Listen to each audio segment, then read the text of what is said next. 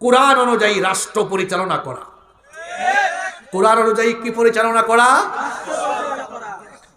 যে রাষ্ট্র কোরআনের ভিত্তিতে পরিচালিত হয় সেটাকে বলে কোরআনিক রাষ্ট্র বা ইসলামী রাষ্ট্র। ইসলামী রাষ্ট্রে মুসলমানের বাহিরে অমুসলিম অন্য ধর্মের লোকেরাও থাকতে পারবে, কোনো অসুবিধা নাই। যদি মুসলমান কোনো শাসক কোরআন সুন্নাহর ভিত্তিতে দেশ পরিচালনা করেন, রাষ্ট্র পরিচালনা করেন, তো সেই রাষ্ট্রকে বলা হয় ইসলামী বা কোরআনিক রাষ্ট্র। এখানে অমুসলিমরা মনে করতে পারেন যে কোরআন দিয়ে যদি দেশ পরিচালনা আরম্ভ হয় তা আমরা অমুসলিমদের কি হবে? আমি তাদেরকে বলবো, কোরআন মুসলমানদের সাম্প্রদায়িক কিতাব নয়, এটা সার্বজনীন কিতাব। এটা মুসলমানদের জন্য শুধু নাজিল হয়নি, এটা সকল মানুষের জন্য নাজিল হয়েছে। সুবহানাল্লাহ। এই কোরআনে হিন্দুর অধিকারের কথা আছে, বৌদ্ধ, খ্রিস্টান, অন্যান্য ধর্মের যারা আছে সব ধর্ম বর্ণের মানুষ কেমন নাগরিক সুবিধা পাবে, রাষ্ট্রীয় সুবিধা পাবে, এই কোরআনে কি নাই? জোরে বলেন, কোরআনে কি নাই? সুতরাং আমি বলতে চাই, মায়ের কুলে শিশু যেমন নিরাপদ, ইসলামী রাষ্ট্রে অমুসলিমরাও তেমন নিরাপদ।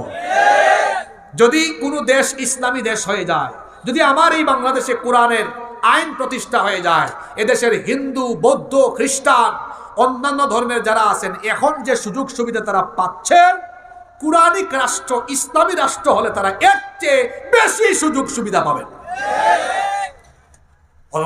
অনেকে তাদেরকে ভুল বোঝায় যে মৌলবাদীরা যদি কোরআন প্রতিষ্ঠা করে ফেলে তোমাদেরকে কচুকাটা করে ফেলবে। আমি বলতে চাই, ভারতবর্ষের ইতিহাস তালাশ করে দেখেন, ভারতবর্ষকে মুসলমান শাসনরা 750 বছরের বেশি সময় শাসন করেছে। যদিও সেই সময়ে সম্পূর্ণভাবে কোরআন সুন্নাহর আইন ছিল না, কিন্তু মুসলমান শাসকরা কেমন হয় একটু বৈশিষ্ট্য শাসনের দেখা যায়। তাদের শাসনামলের বৈশিষ্ট্য হলো তারা কখনো কোনো মাইনরিটিকে, কোনো সংখ্যালঘুকে তাদের ধর্মীয় উপাসনালয় জ্বালিয়ে পুড়িয়ে দেওয়া কিংবা তাদের ধর্মচর্চার অধিকার কেড়ে নেওয়ার মতো কোনো কাজ তারা কোনোদিনও করেন। ইসলাম আমাদেরকে এটা শেখায় না। কোরআনের রাষ্ট্র প্রতিষ্ঠা হলে সবাই সুযোগ সুবিধা ভোগ করবে, আর যতদিন পর্যন্ত কোরআনের রাষ্ট্র কায়েম হবে না ততদিন পর্যন্ত মানুষ আল্লাহর দেওয়া শরীয়তের 100 ভাগ সুফল পাবে না। আমি এখানে ওয়াজ করলে সব মানুষ একদিনে নামাজি হবে না, কিন্তু আগামীকাল পার্লামেন্টের অধিবেশনে যদি বিল পাশ করা হয়, আইন পাশ যদি হয়ে যায়, নামাজ আদায় না করলে বেত লাগানো হবে। যে ওয়াজ মানুষকে মসজিদে নিতে পারে নাই, বেতের ভয়ে দেখবেন মসজিদ ভরে যাবে। আমি এখানে মাদকের ওয়াজ করব, সবাই মাদক ছাড়তে নাও পারে। পার্লামেন্ট মেম্বাররা যদি কোরআন থেকে আইন পাশ করে মাদকের বিরুদ্ধে নীতিমালা পেশ করেন, দেখা যাবে মাইরের ভয়ে মাদক এমনি বন্ধ হয়ে গেছে। তাহলে বোঝা গেল শুধু মসজিদ, মাদ্রাসা আর ওয়াজ মাহফিলের মঞ্চে কোরআন নয়, বরং পার্লামেন্ট, সেক্রেটারিয়েট, বঙ্গভবনেও কোরআনকে রেখে এই বাংলাদেশকে একটি আলোকিত বাংলাদেশ হিসাবে গড়ে তোলার জন্য, ইসলামী রাষ্ট্র গঠনের জন্য ঐক্যবদ্ধ হয়ে কাজ করতে হবে। এটি হচ্ছে আমাদের প্রতি কোরআনের কয় নাম্বার দাবি? 9 নাম্বার দাবি। তাহলে এই 9টা দাবি পূরণ করতে পারবেন যারা জান্নাতের পথে পরিচালিত হয়ে দুনিয়ার জীবন শেষ করে আখিরাতে যখন দাঁড়াবেন। শোনেন, শেষ হাদিসটা শোনেন।